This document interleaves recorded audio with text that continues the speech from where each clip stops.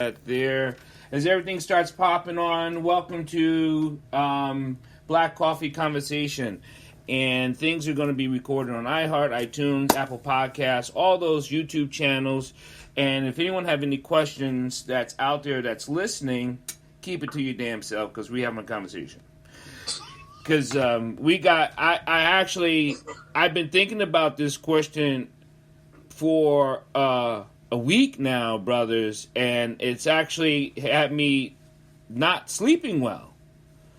And I wanted to bring it to, since, it's almost like when we have our conversations. Oh, by the way, I'll say this real quick. I did not know that this is the unicorn. Black men having conversations about real issues and actually having some dialogue without cursing each other out. I have had people inbox me like, man, watching you brothers have a talk, it is actually amazing. Have you guys gotten that feedback at all yourself? Yeah. What do you guys think of that feedback? I think all we missing is the barbers. All we missing is the barbers. Like, if you These are barber chairs, right? Yeah, my edge is messed up. You need a line, right? You need to get lined up, right? And that line is running faster than I do now.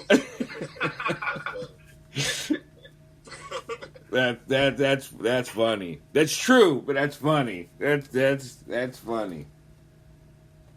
So the question I have is, it seems it may be simple, but do you think civil rights messed up the black community? Do you think the civil rights, and not what they were fighting for, but the actual designation civil rights, do you think that hurt Black America? What part of the civil rights? Because you're talking about the Fair Housing Act, you're talking about the Voting Act, talking about discrimination. So what part of it? The whole thing, or just a particular part of it? I'm thinking about all of it. Because it seemed like what there has been, some blacks have said that it had left black people victimized and left them victims that they cling on to. Yeah. I think they got it wrong. The whole entire basis of civil rights is, in my opinion, is we were just fighting to be equal under the Constitution. We wanted to have all the rights as Americans had and not be treated as second-class citizens. Other than that, I think, from the aspect where you had certain people who more or less went awry of our culture, and it seems as though that they were doing things that were not in the best interest of black people. I think that's where it kind of became a problem. We're starting with those type of divisions and the deterioration of the village itself. Yeah, I agree with that. I think also, I wish, who's the dude from Fargo? I forgot his name. Ryan Larry. Yeah. Listen, I wish he was on, because this is where history really plays a part, right? And we got to know our history. Out of slavery came Reconstruction. Right. This is when, you had black wealth exploding, right? As a result of that came Jim Crow, right? So that huge gap between Jim Crow and, civil rights, there was a huge wealth gap in the country. After civil rights, blacks started making gains in that wealth gap, and then, I don't want to call it a party, but people started fighting against that. This is why Nixon got elected. This is why Reagan came in, because you saw black wealth started to rise, and it started basically intimidating other people. And that's really what this whole fight is about. Didn't they introduce that Southern strategy, right? Yes. Yeah. And that was where they redirected roads and redirected money away from the community, so it actually drew money out of the community, so it depleted them, like highways going through black streets, black communities. black communities. Well, it's funny. We're talking about barbershop talk. I held when the elder gentleman in the barbershop said that one day. It wasn't. He said desegregation. Desegregation hurt our communities. Basically, by we thinking white is right. We wanted to go across the tracks and purchase things because we thought that it was better because we was kept away from those things for so long. But then we want to go across the tracks, get the plumbing, get the carpentry, because we thought our stuff wasn't good enough anymore. So that was part. I don't say civil rights per se, but desegregation, yeah, definitely. So that's what some of the elders around this area said, and I'm in North Carolina. But desegregation and civil rights, I'm not sure should they go together or because they lump together. Right. And like I said, I think that's why I was saying the desegregation part. Right. Because like I said, that kind of led to the civil rights, everything, all of that kind of meshed together in a sense. Well, and I would just agree with it in that it wasn't actually civil rights. Right. If it was the movement, right, that caused people to really move away from what civil rights was trying to do from a comprehensive standpoint. And so because I wasn't what I would say healed, we're coming out of a space where we don't have opportunities. And if you're not consciously in a space where you are not really leveraging that opportunity that civil rights was going to provide, and you're chasing, what's the word I want to use? Oh, let's say this. You're not comfortable in who you are, and so you are measuring yourself not against your community, but against success being leaving out. And when we look at prior to civil rights and the civil rights movement, we had our doctors in our community, we had our attorneys in our community. That's when we were truly a village. And so I think it was the late great ancestor Malcolm X who said, if you take any coffee and you mix that coffee with the creamer and the milk, you're taking away from the power and the potency of the coffee. And so from that perspective, I see where not actually civil rights, but just the movement, because people were disorganized and, they felt like they had this opportunity. So everybody run into the four corners of the universe as opposed to us standing together, united. And so from that standpoint, that's where I see your question as actually being something that actually hurt us in that sense. And Brother Means just said something about even when we look at economics, realistically, right. If you go back and you do the math, we ain't doing no better right now than we was doing. No. Good point. Matter of fact, we know from just statistics that we're not gaining any ground. So they keep saying that we need to educate, we need to mentor, which we're doing, and we're talking about it. But it seems like every time we talk about it, we're not gaining. Why aren't we gaining any ground if we're not creating? We're not creating.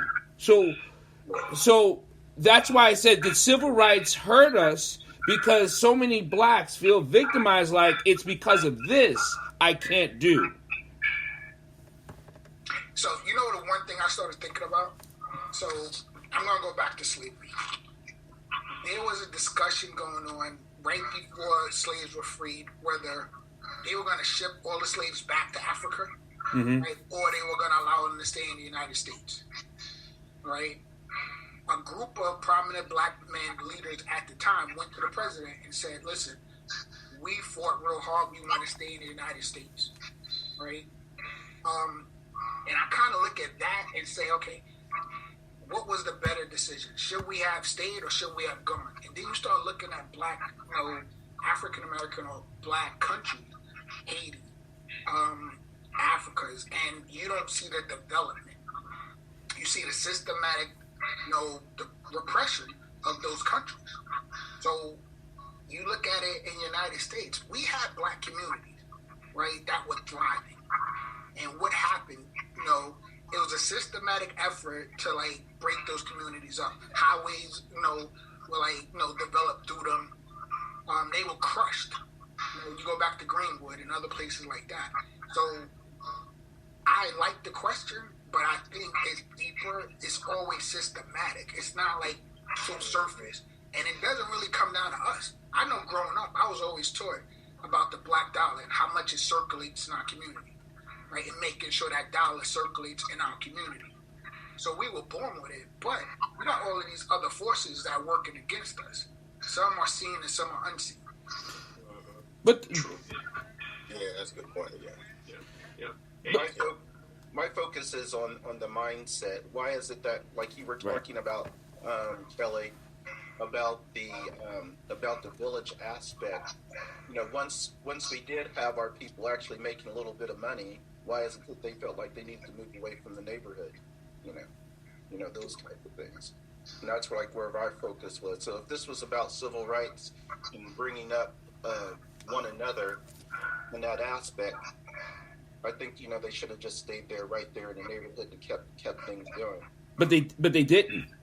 Well, yeah. Why though? Redlining. You guys are familiar with redlining, right? Yes. Right. Okay, so if I'm a prominent doctor, right? Obviously, I want to live a certain life, but I can't get those services in my black community. So you want to move out to get better services, better, education for your kids, and it was systematic in place that, preventing you from doing that in your community. That's why gentrification right now is so prominent, because you see white people moving into our communities, right, and all the services come with them. You're able to start, getting loans from the bank to improve your property, to establish other establishments, other businesses in that community. I know in Bed-Stuy, right, growing up in the 80s, right, it didn't look the way it looks now. Now you drive through there, you see organic markets and right. coffee shops, Right. Whole Foods. Yeah, exactly, Whole Foods.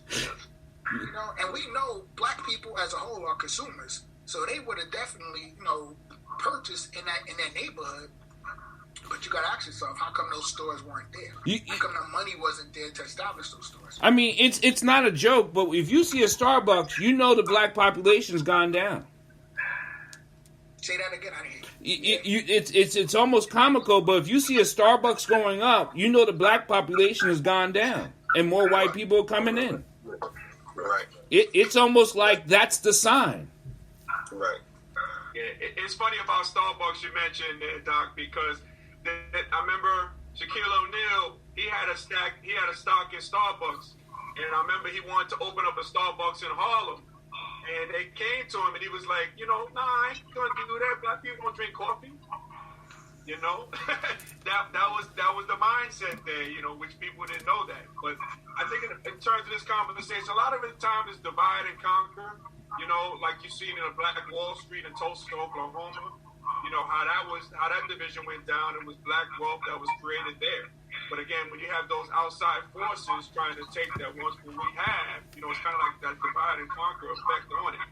So we still, we're still like getting the crust of that, because of things like that. Things that, places that were thriving, like in Tulsa, Oklahoma, at the Black Wall Street. But they got bombed. I mean, the Americans, they bombed them. They got bombed.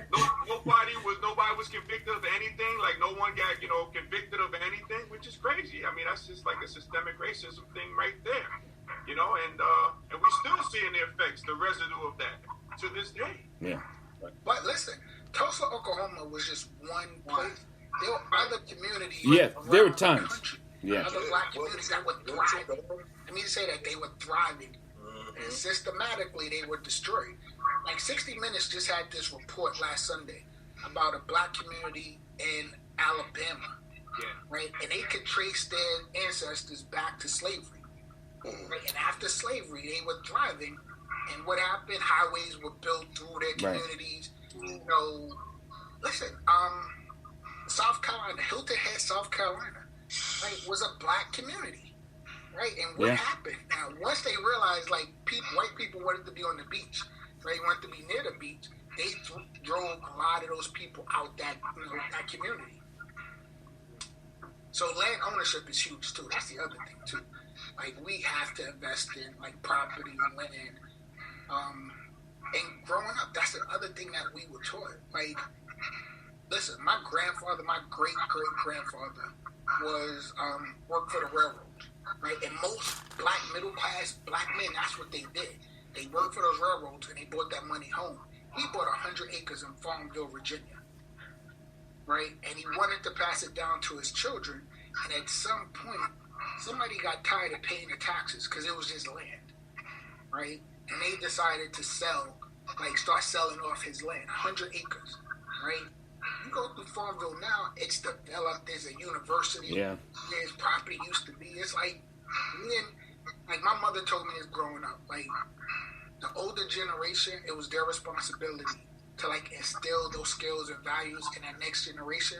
So they held on to what was established. I don't know if that happened.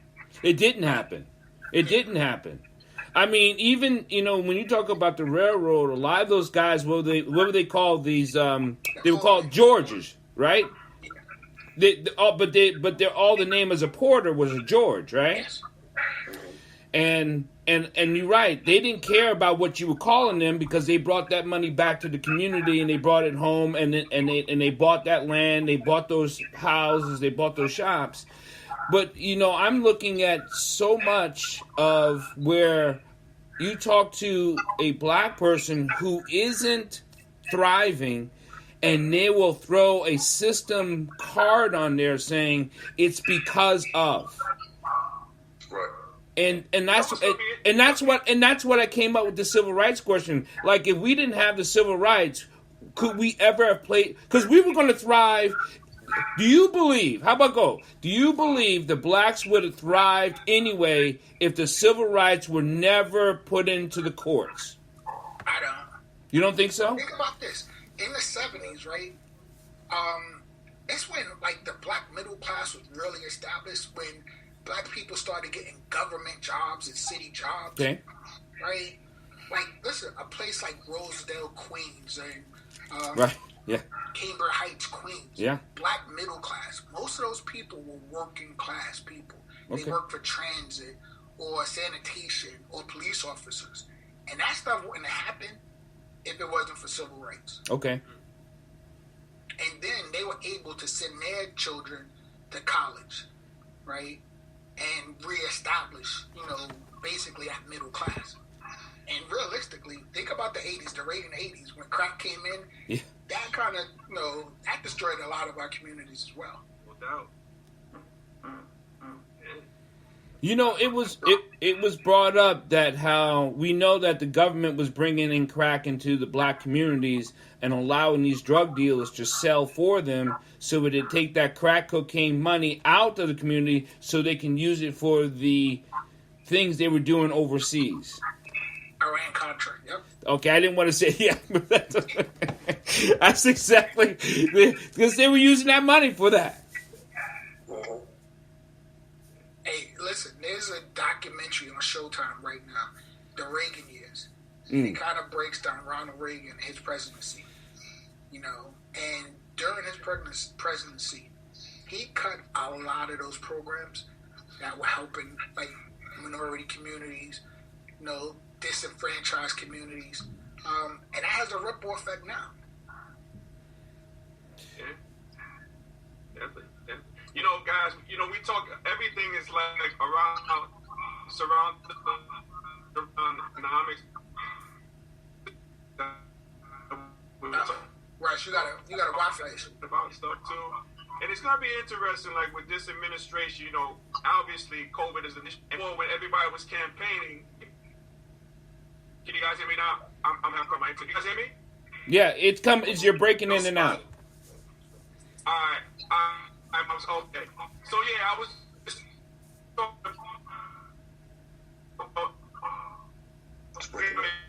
The main issue that Texas. But I know COVID, you know, the administration going with COVID. But again, can't hear me? All right, go to the next person. Hey, my question is to you brothers is, you know, we have a lot of money within our communities. Why is it that we haven't been pooling our resources together to go ahead and invest once again in our own neighborhoods to make certain things happen? We have the capital. We can do it. I mean, we have black millionaires, black billionaires doing their thing. So why is it that we as a people can't come together and invest? I mean, because you'll see every other culture coming into this country and they're investing together, becoming like closed societies, investing within their little nucleus here, opening up restaurants, other types of shops and everything. And the money still circulates within there, but for some reason we can't seem sometimes to get together on those type of issues.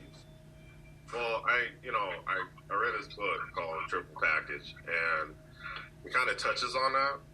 So after everything was said and done, at first we had this, common enemy, and we had to attain these rights and attain equality. But then shortly after that, what was the goal?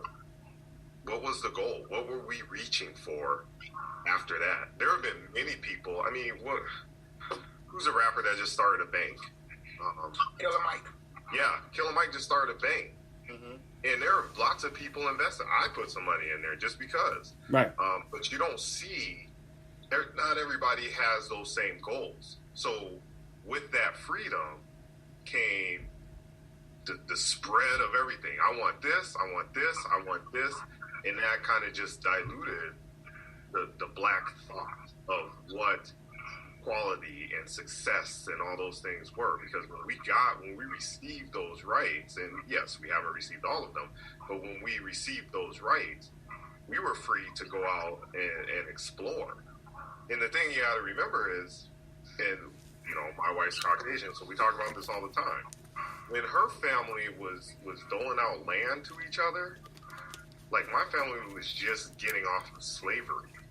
And when her family was thinking about mutual funds, like my family was in the Great Migration. I mean, it's real. So we are centuries back from everybody. We get this newfound wealth and we spend it. I mean, I just bought the Jordan 9s right now. Like I got this newfound wealth and I just spend it, because whites are a generation or two removed from that.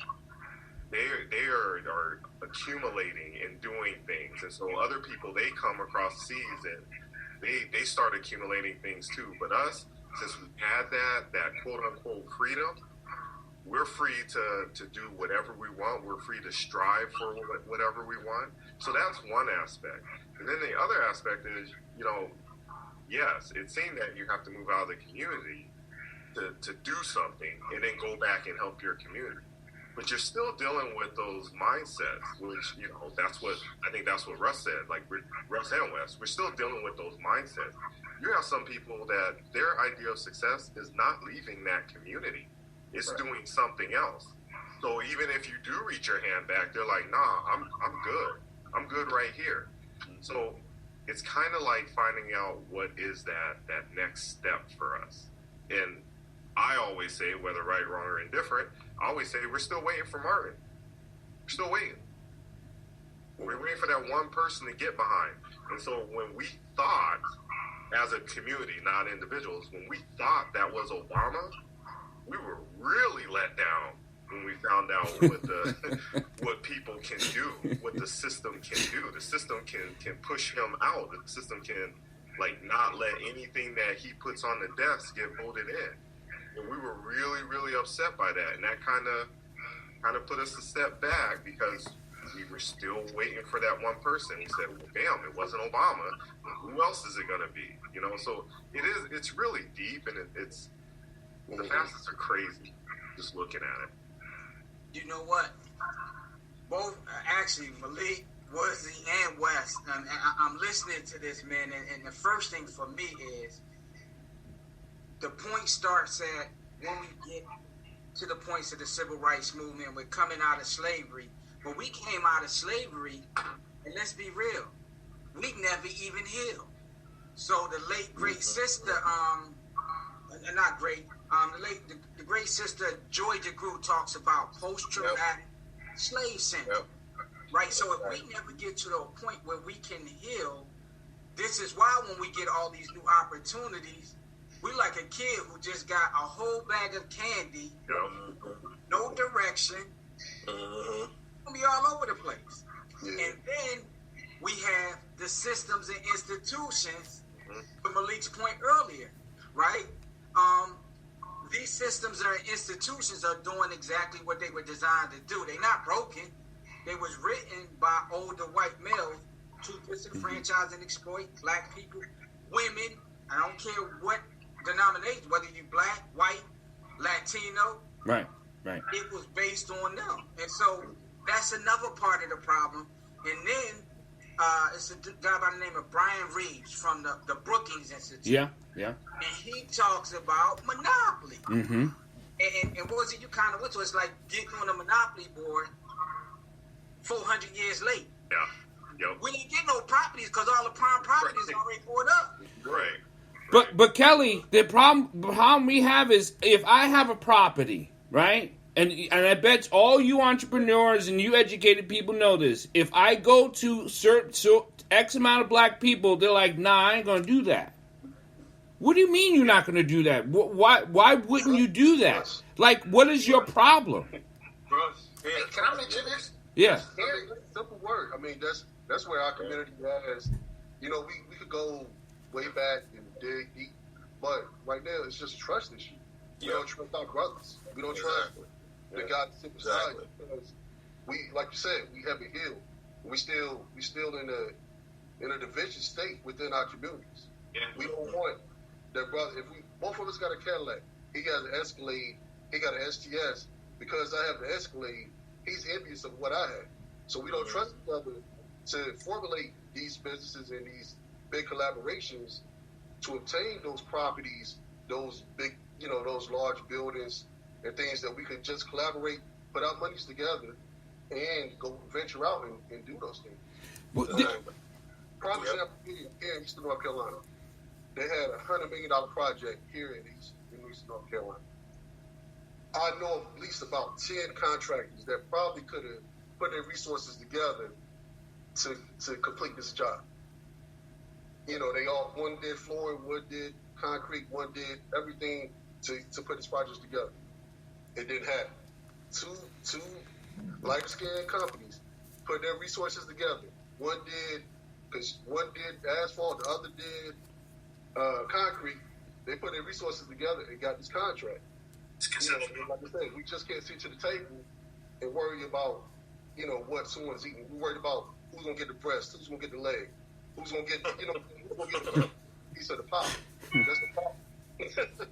Yep.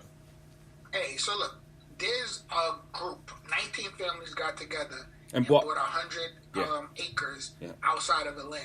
Yeah, in Georgia. Right? Yeah. So there are black people out there who are doing it. Yes. Right? So No. I agree, like that has been the mindset and we haven't healed.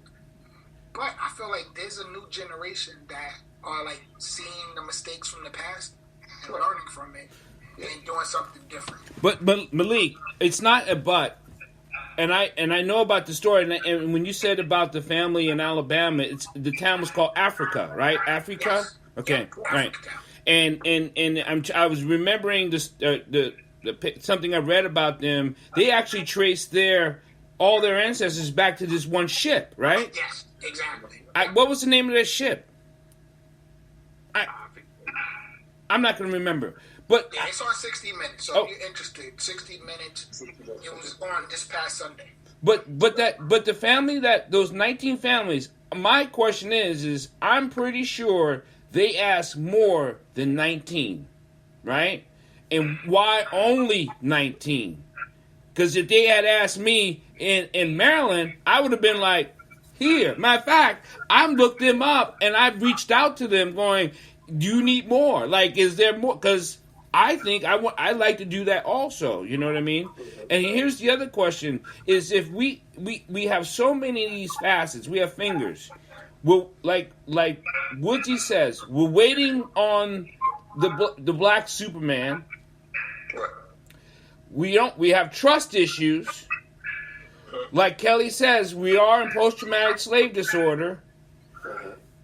And then we have lack of education. And then we try to touch on these things, and yet we still can't close our fist. Yeah, but you say it all the time, Doc. Like, those are characteristics of somebody living in survival mode. Yeah. You got a group of people that are living in survival mode. Those 5 things that you said, that's straight up. Like, that's what it is. And so then you start getting into what Charlamagne said with the trust issues.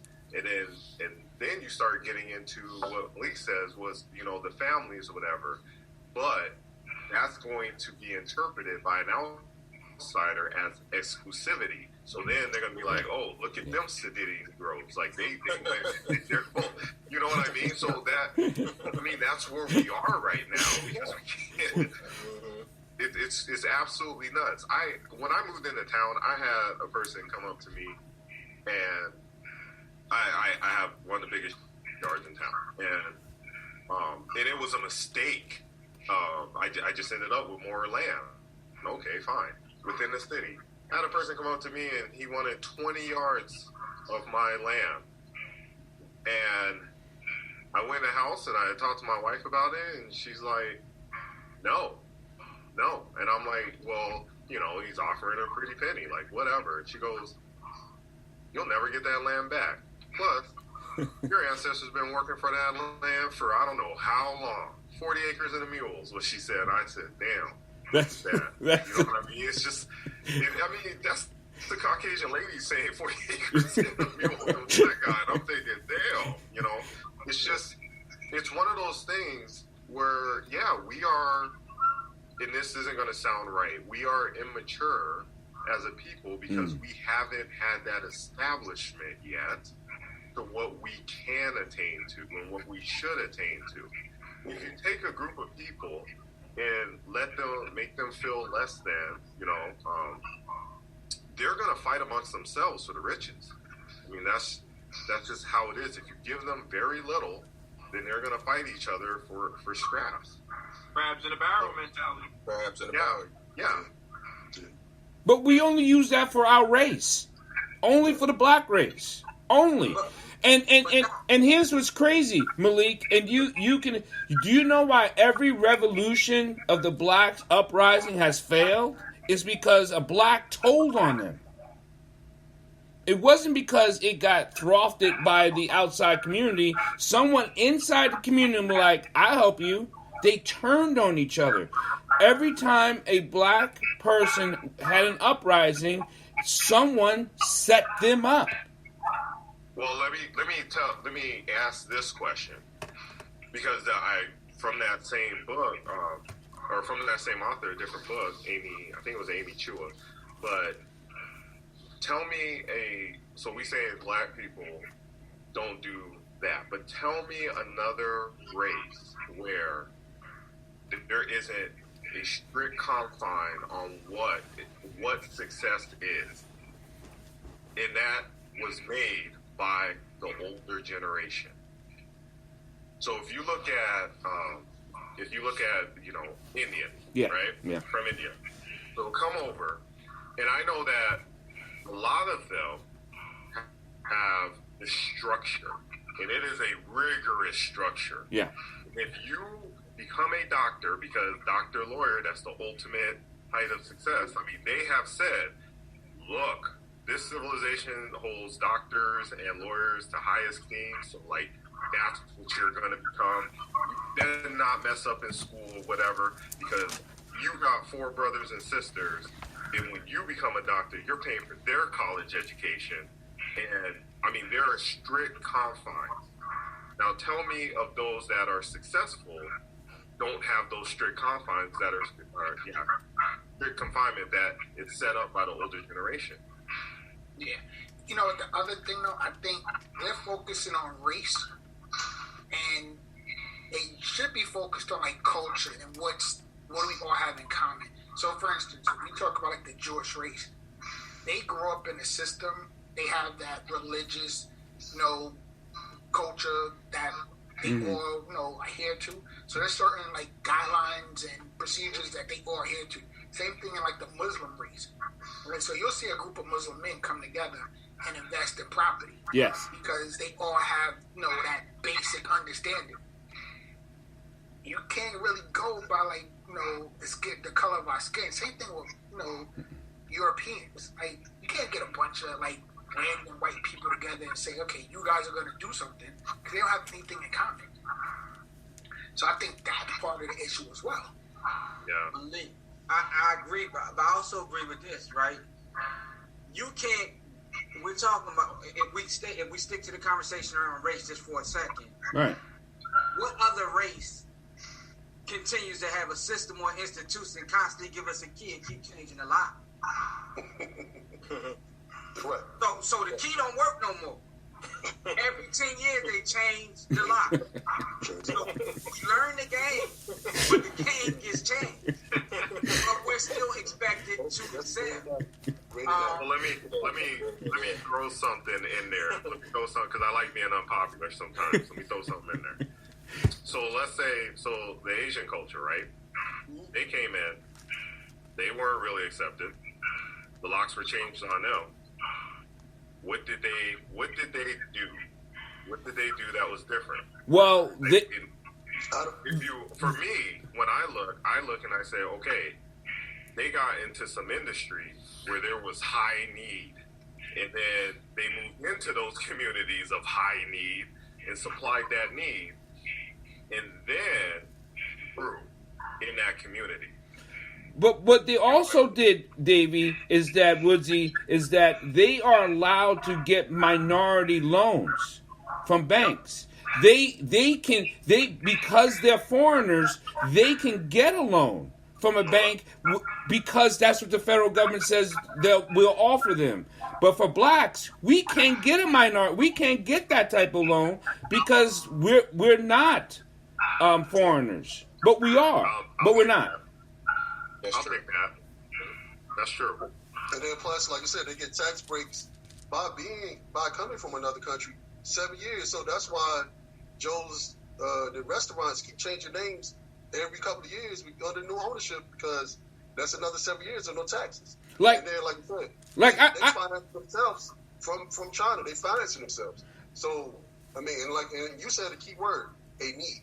If we could develop a need for someone, then because they came into our communities, so they provided what we like to do. We like to eat. We like chicken wings. We like rice. You know what I'm saying? I mean, that's some of the things that they kind of preyed on our communities.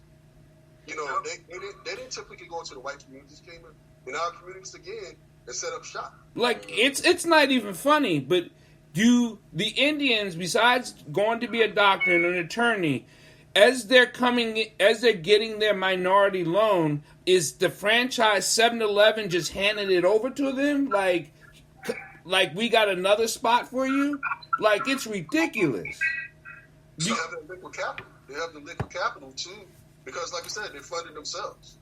And like I said, if you go Baskin Robbins, that's another one that a lot of Indians they, like I said, you got to have 200 plus liquid capital. We don't have that in our community, and the people that have it, they're not going to invest in those. Well, they also broke up our family too. We used to be a time where it was 4 generations of families, let's say 3 generations of family in the home, right? So now our focus is designed to push kids out at a certain age, as opposed to taking care of our elders, having that child being there for a period of time. So now you're keeping your money and your resources in the home, and you have more liquid capital to be able to support one another. And those other races, one of the things they didn't have a problem with was, in America, they didn't have to go through that 400 years. And so that 400 years keeps some of our divisions, even when, Woodsy, you my cousin, but you grew up over there, so we're not really rocking right now. Right. And so there's no sense of loyalty to one another in order for us to be able to make this work. And they play on that in programming because what they're going to show you on the news, Right. what they're going to write in media, Right. they're going to illuminate the issues in our community, but there are issues in the other community that far outnumber our issues. Oh, yeah. As long as that's in our face and that's what we're hearing, it's the reason why television is called programming and why we don't own any major media market. Television, radio, none of that. And all that has to pay a factor. That's your area, Doc, psychologically. Right. That's why the military, before they go in any country to wage war, they send psyops in to put programming in there. And that does have a psychological impact and effect on how you think and move. Exactly. But we're running. Listen, the other thing is this: like my stepfather's Nigerian, right? And I know growing up, he used to talk about Americanized, right? You being Americanized, basically you falling into like the materialistic traps, right? So if you look at our history, we came from slavery. Mm-hmm. You had some generations that migrated up north, and they would send for their other relatives, and they would stay in that house. They would pull their money, Yeah. right? Mm-hmm. They would grow wealth, right? Send money back home, right? And if you look at immigrants, they do the same thing. And we're talking about like the Chinese food owner, the restaurant owner. There's probably like 5 different families living in the house. And they're all taking a shift. So that restaurant will stay open 24/7 because everyone's taking a shift. And they're all over the place and not worried about the materialistic stuff. They're worried about establishing wealth. Right? And they have a foundation of like expectations, values, morals. So we got to do the same thing. Yeah. Like, I agree with you, Kelly. Like, all of us are so busy trying to chase that American so-called dream, right? That we're sacrificing everything else. But we're not living. You know? But we know this now. So, but Malik, we know this. We're educating our children. We're mentoring our children. We're teaching in the schools. We know this, and yet we're still having the same problem. Now, either we're not doing it right, or is it just because we're 400 years in the hole, we are just that slow to catch up? Is that what we're saying? I think there's some systematic things in place that on a policy level that have to change. All right? I mean, listen, look at COVID, right? If you look at, like, from our diets, right, our health issues, COVID had a direct effect because we were at the lower rung of it, right? So those are the same issues that we're still facing today. It's like, yo, systematically things have to change. And then our mentality has to change as well. And I think that happens with that next generation. You know, I know for me, there was an expectation that was placed on me from my parents, my forefathers, all right? And I place that same expectation on my children. You know, like, you have to do better than that next generation. You're standing on the shoulders of giants. It's like, yo, we got to this point. We're going to hand the baton to you, and you take it a little further. But Malik, what happens sometimes, because sometimes in our generation, sometimes, you know, we kind of pass that buck. A lot of times they didn't have the knowledge to teach, you know, the people coming up about the, you know, the means of $1 or, you know, about generations ago. What do you do about those people who didn't have that knowledge that you might have? I think one of the challenges that we face in our community is pride. You know, if I don't know anything, then I'm going to keep it to myself because I'm too prideful to ask for help. Yeah. And I think there's a lot of programs. Listen, I know when my kids were going to college, right, there's so many scholarship opportunities out there that go untapped because people are just unaware of it. Yeah. You know? So instead of asking for help, they would just go without. You know? And there are programs out there, there's money out there that will assist, that will help. We gotta, like, be willing to, like, say, I don't know. Who can you help me? Hey, Russ, I love that question, and Malik, great answer. One of the things I wonder about sometimes with our kids, sometimes we push them to college, because let me be real, college isn't for everybody. It doesn't mean everybody not smart enough to go to college. We come from a group of people who was extraordinarily gifted in agriculture and trades, right? I push them to go to college, and if I don't get those scholarships, I'm $100,000 in debt to go work for a company and make $35,000, which to me is hustling backwards. At the same time, we get away from, because again, I think college is definitely got its place, but we got to put things in perspective and really understand that what is it from a gift standpoint that my child may have that I can make sure I tap into for them. And like, for instance, technology. We going into the age of digital revolution. I could send a kid to a community college.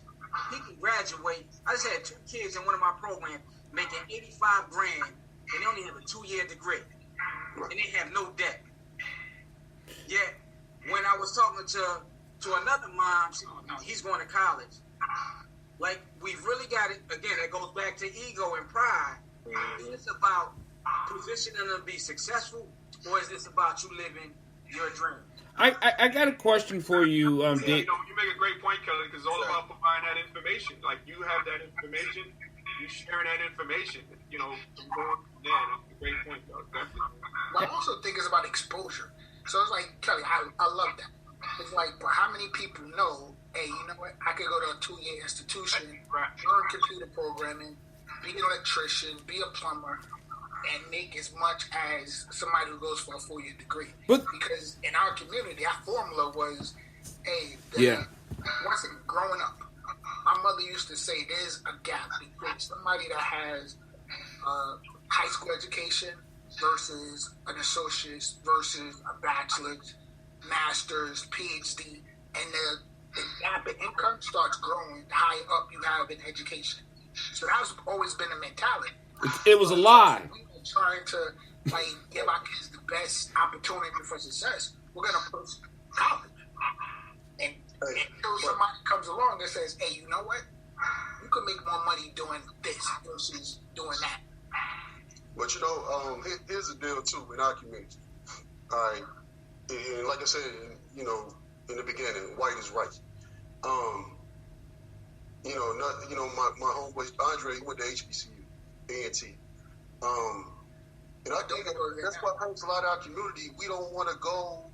If you say go to a community college, it's like a slap in the face to certain people. If you tell them to go to a HBCU, it's a slap in the face. Unless you go to like a major D1 school or a prominent school, it's like people it's like you a failure. But like I said, we got to change that dynamics in our community, because like you said, if you say, hey, I'm going to become an automobile tech, people gonna laugh at you. You want to be a plumber, people gonna laugh at you, even though those skills are falling short. We're falling short of those skills because we're mindset. We've been programmed. Don't go to do a trade. Go to a 4-year school, but don't go to a HBCU. Don't go to a community college. You got to go to the prominent, where the lighter skinned people go. And like I said, to be successful.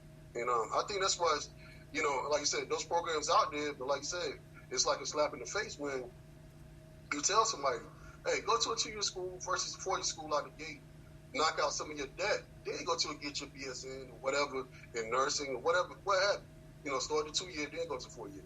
But like I said, we got to start with mindset and educate ourselves and say, hey, it's okay to have a plumbing, certificate or HVAC, because all of us right now, it's getting cold.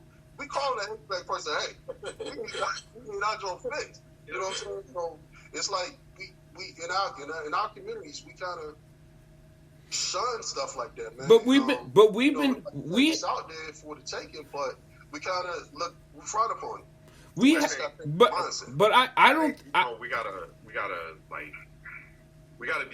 gotta be humble. Yeah. In order to be versatile, and I always say to be black is to be versatile. You have to.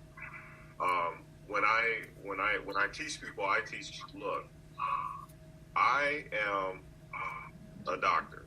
People call me doctor. Okay, fine. I'm an educator, whatever. But I also hustle.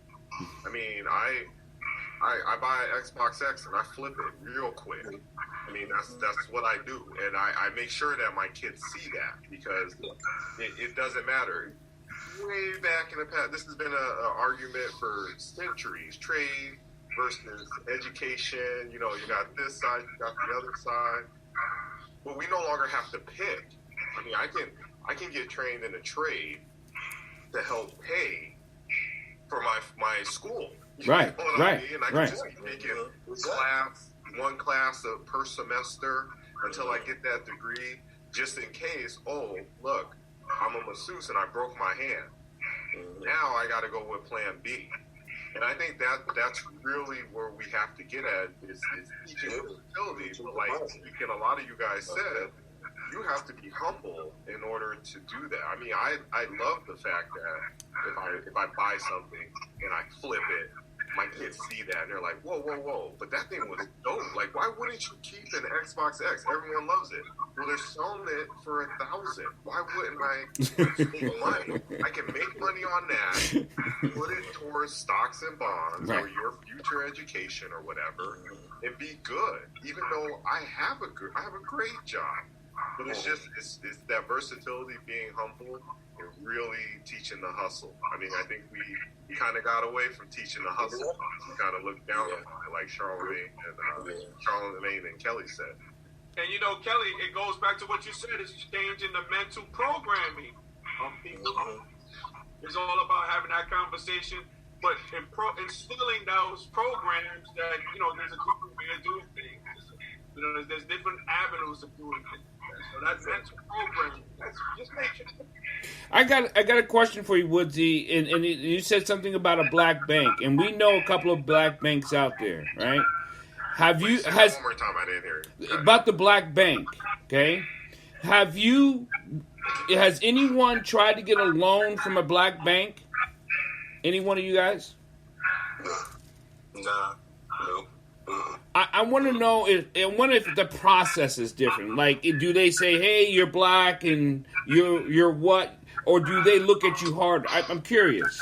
So I think I'm going to look into that. SBA loan, no, like it hasn't been from like a black institution. I've tried, and I won't call their name out because I try to support. But all the fees and different things that they was trying to take me through, like, I'm trying to support you, and I'm bringing business to you from other people in the community, but you got all these other things tied and attached to it. So if you're about community, how are you not making it where it's available to the greater community, and you're making us jump through more hoops than if I went to a Bank of America or Wells Fargo, which I didn't want to go to. Right. So it kind of pushed me off of that one. And I'm sure it's somebody else out there that's willing to be able to accommodate certain things that you don't have to spend as much to gain it. But, I think that's a great question. Kelly. Hey, Kelly, are you talking about that bank in Atlanta? No. This one. I'm just going to say it's in North Carolina because if I say we're at North Carolina, it's the only one there. So I don't want to call them out and give them bad publicity. Uh-oh. But I will say this one thing. Like, when I walked into the entrepreneur space, I was working in local government as a senior leader, right? Leading a place, 168 employees. And this old school elder came to me and said, look, let me tell you. And so the story was this. He said, how did he word this? It was a dramatic pause. Yeah. So really what I'm saying is this elder came to me. He told me, look, if you want to be successful, you got to think differently. And so he said that he was in the break room with a couple other employees for a business, right? The owner of the business pulls up in the parking lot. He's driving an Aston Martin car. He walks out and they bragging in there, having conversations. When he get in, they say, "Hey, boss, that's a nice car." What he told them was, and this boss has no formal education, but he has great street smarts and great emotional intelligence. He said, "If you keep working hard, Woozy, you too can help me get another one next year." The way I thought about things, I'm like, bro, like that's pretty deep. Like I am, because it's our intellectual capital and property that's driving companies to be successful. Yep. And when we switch and have that conversation with young people, like you can't just go to school just to come somewhere to be a manager, because you went to that 4-year school to be a boss. So you work there, but you also, to Woozy's point earlier, I need you to start learning to hustle for yourself. And when your hustle outweighs what you're making here, then you can leave and you can get 2 hustles at that point. Right. But we got to switch the mindset in order to elevate the condition. And then we got to start talking about what generational wealth is. Right. And that brings us to, like, what I was trying to talk about earlier. Was about, I know we're going through COVID with this administration, and I know they touched upon about reparations, but I think that has to be looked at after we deal with COVID. What do y'all think about that? Because that needs to be addressed. Yeah, I think that's going to get weaponized. And you mentioned reparations. It's just like defund the police, right? Sounds good at a protest. But the other side now weaponizes that, to use it against you. So, but it was a major conversation when they had the debates. When the Democratic Party was having the debates, they touched upon it. I know people were going on, what's that show with Charlamagne the God and the Breakfast Club, and the first question they were asking them is, "What do you think about reparations for Black people?" And they answered that. So their feet was to the fire. So I think we need to revisit that conversation, weaponized or not, because that needs to be addressed. I think it could come in other forms. And start like education loans or business loans or housing loans. Yeah. I see it. But if you talk about, I'm going to send a check to every Black American. It ain't happening. It's not happening. If you can trade your heritage back to slavery. So that's number one. So think about that. Okay, I got you. Those people propping up saying, I can trace your heritage back to slavery. So they're going to get paid from that. Give me like 10% of your reparations check so we can trace that back. So one, you got to trace your heritage back, right? They got to now send you a check, right? They send you a check, then what? I didn't get a stimulus check, right? So I don't know who did. I didn't get one. Where that check is. I got you. Like, are you satisfied now? You got this $1,200 check. Did that satisfy all your needs? No. It's gonna be like this. You get that. Then they gotta be like, I don't want to hear about slavery, or because we gave you a check. Right. Don't ask for affirmative action. Right. Don't ask for nothing. I got something for that. Like, my suggestion would be like, you have different options to it. Not a lump sum payout. Maybe it might depend on your situation. Like, for example, hey, look, X amount of money might be going back to, maybe I can attend an HBCU if I want to do that. Monies can be about if I want to purchase some land. Having options. I don't want a lump sum payment paid out to me. I would like options involved with the reparations. Hey, Russ, check out Asheville, North Carolina. They invented a form of reparations to their community, where I think they allowed some of the original settlers there, from slavery, to purchase homes at a discounted rate, and things of that nature. So check out that article. I can't remember all of it off the top of my head, but that's what they did versus everybody getting a check. But so they had options. You as good as your options, as Chris Rock said, you as good as your options. So I like having the options in terms of reparations. option A through option C. Okay? I don't like the lump sum, but I like having options. Yeah, that'd be a disaster. I think when you come, Having options? Oh, okay. when it comes to COVID, we got to be careful because Malik and I was talking about this before you guys came on, and we're not going to talk about this long because I want to let people know we're not going to have another Black Coffee conversation until after the New Year. So, but if they don't sign this relief on the 10th, do you think Trump is going to sign this fund on the 10th? And if he doesn't sign it, the federal government shuts down. What do you think is going to happen then?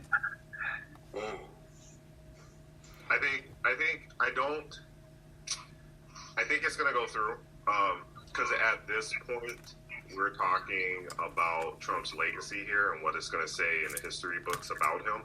I know it seems dumb, but I know what you're saying. It's going to be a blank page. Hear me out. It'll be a blank page, man. So I forgot what he was going to do, but the legacy is one of the biggest things ever for a president. Okay. And so in order to, if you are going to do anything to mess up that legacy, it's not going to happen. I don't think he's signing it.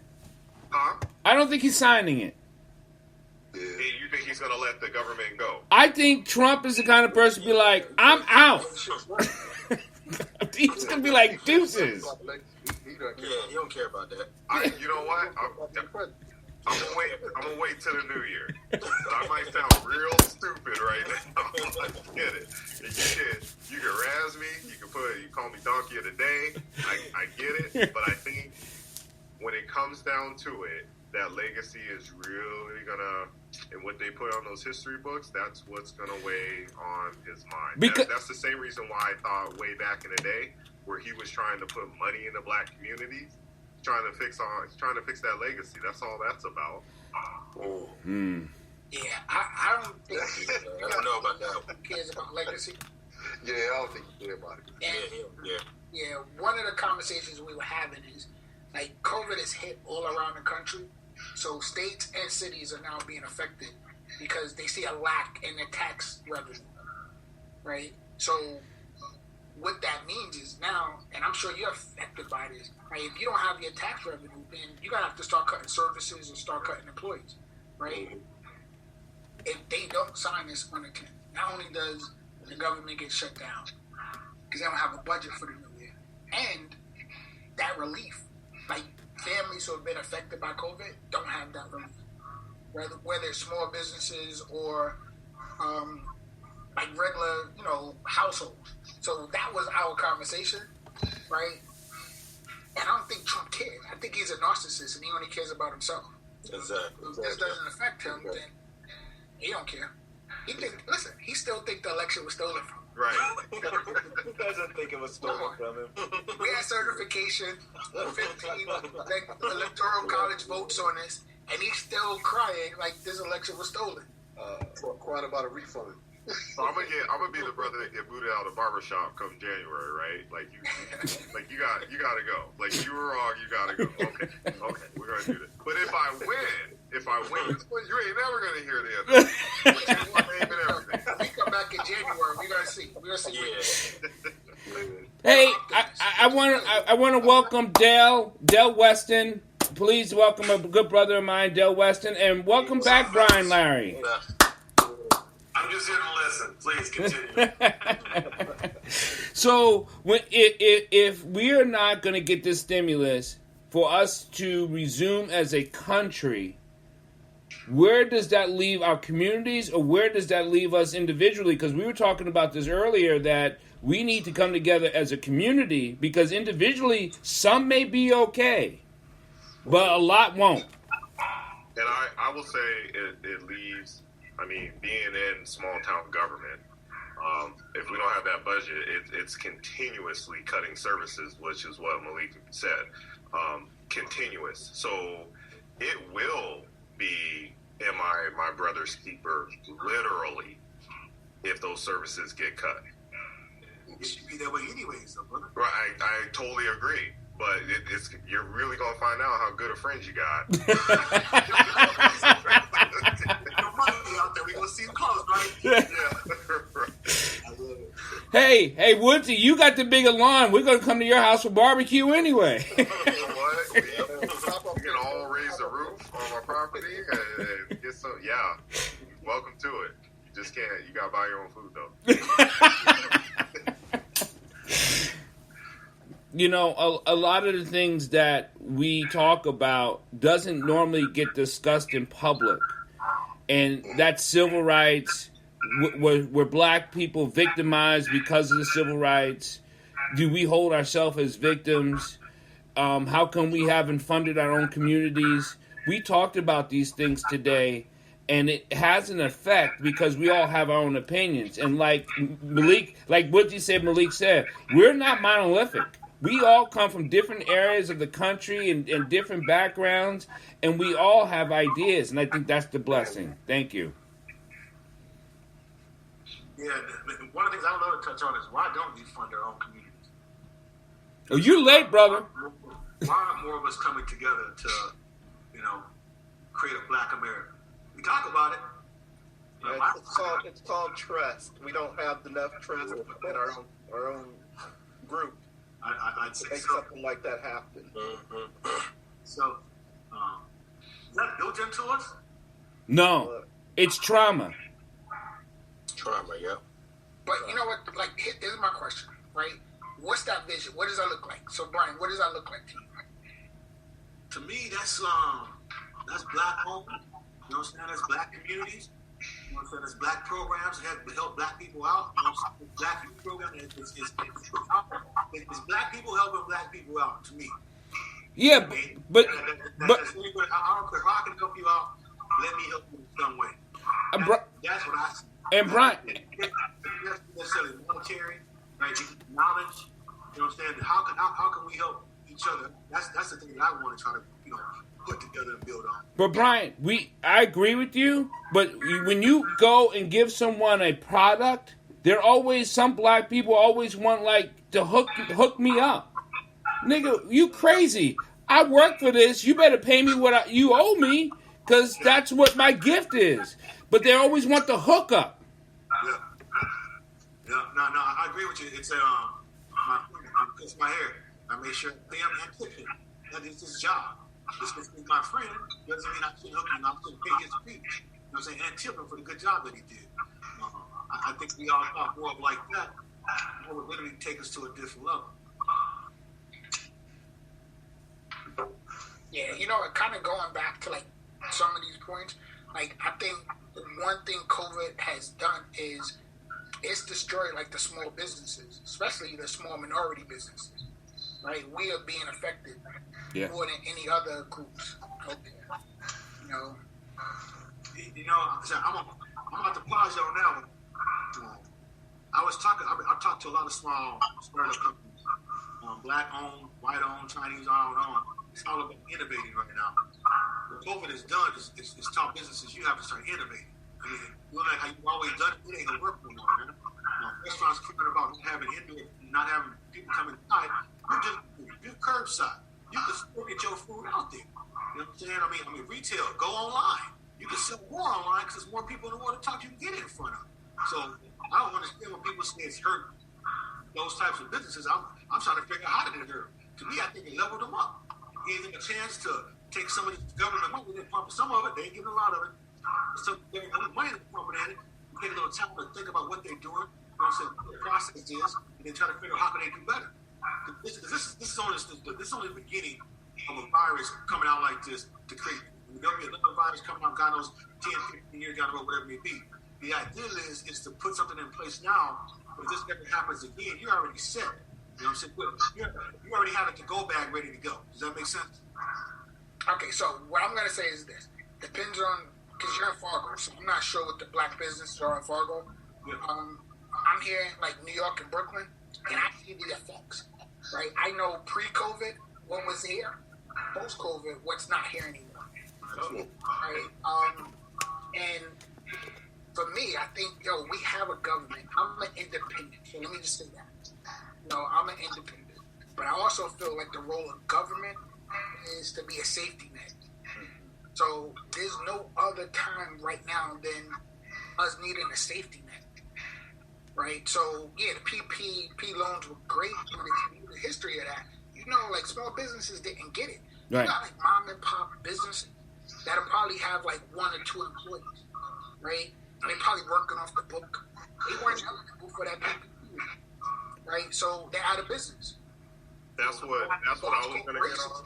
That money, and like Rock Nation got like I think 50 million, something like that. Yeah. I don't think they needed it, but they got it. That's what I was going to hit on is realizing where we are at locationally. Fargo, and where I'm at, North Dakota is a pretty new state. Yeah. So they were able to do a lot of different things. I mean, Fargo, North Dakota did a lot of creative things to get their products pushed out. But I know the East Coast, my family's on the East Coast, there's a lot of established businesses. And we're talking about businesses that were there for decades and They're a gone. limited amount of space. So, I mean, dealing with those types of things is a little different. I agree. Businesses do have to be more versatile. They have to be. And that's one of the positives that did come out of COVID. But when those old cities, Charlotte, New York, Philadelphia, it's real tough to be versatile when you're working with a limited amount of resources, limited amount of space, and you're not receiving the funds that the bigger businesses are doing. So I'll just end with that. Well, I'm not going to keep everyone. Now, man. What? No, go ahead, brother. Go ahead. But I'm not going to keep everyone too long. This was an hour show. Many blessings for you guys coming on. Again, we're not going to have another Black Coffee conversation till after the New Year's. So I want to say everything publicly right now, and I'll talk to you guys individually. Happy New Year's, Merry Christmas, and I love you all. Thank you so much. Anything you want to say before we take off? Yo, Happy New Year, Happy Holidays, brothers. Right? Stay safe. See you in the new year. Right? Listen, let me mention this. I saw Chad stuff, right, in Fargo. Right? You guys don't wear masks? I saw like people working out in these masks. Let me tell you this right now, brother. No, Woody, I see you at like the events and stuff. I don't see no mask. I'm like, yo. Okay. So back in if you think I posted, I'm telling you right now. In Fargo, I just drove past. I just drove around town to different restaurants. The mall was packed. The restaurant was packed. People act like it don't exist, bro. They want to catch it so they can get rid of it, so they can get back to going out. It's insane to me, man. That is the mentality here, and let it be on record. I am 6 feet apart. I am more than 6 feet apart. If I'm any closer, I have an N95. I ain't playing. I ain't trying to go out like that. Blessings to all you. Happy New Year. Happy holidays. Love you all. Yeah. All right, brother. Happy holidays. Happy